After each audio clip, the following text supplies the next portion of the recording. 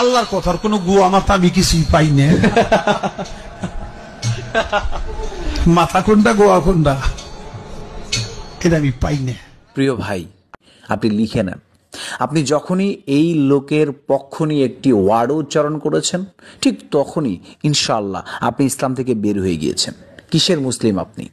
কিসের ঈমান আছে আপনার? হ্যাঁ, যে ব্যক্তি মহান রবের শানে বেয়াদবি করে, যে ব্যক্তি মহান রবকে নিয়ে বাজে মন্তব্য করে, বাজে কথা বলে, হ্যাঁ, উদ্ভট কথাবার্তা বলে, তার পক্ষে নিয়ে কথা বলতে আপনার একটুখানিও খারাপ লাগতেছে না? আপনি নাকি মুসলিম? শোনেন, প্রকাশ্যে আসেন, আপনি যে নাস্তিক এই কথাটা ঘোষণা করে দেন, বাজে কথাবার্তা ছাড়েন। নিজেকে মুসলিম দাবি করে এই সমাজে বাস করতে পারবেন না। এই সমাজে যদি বাস করতে হয় তাহলে নিজের পরিচয় স্পষ্ট করেই বাস করতে হবে। আদারওয়াইজ নিজের পরিচয় গোপন রেখে এই সমাজে বিভ্রান্তি করেন, তাহলে এই সমাজের মুসলিম সমাজ ইনশাআল্লাহ আপনাদেরকে প্রতিহত করবেই করবে ইনশাআল্লাহ।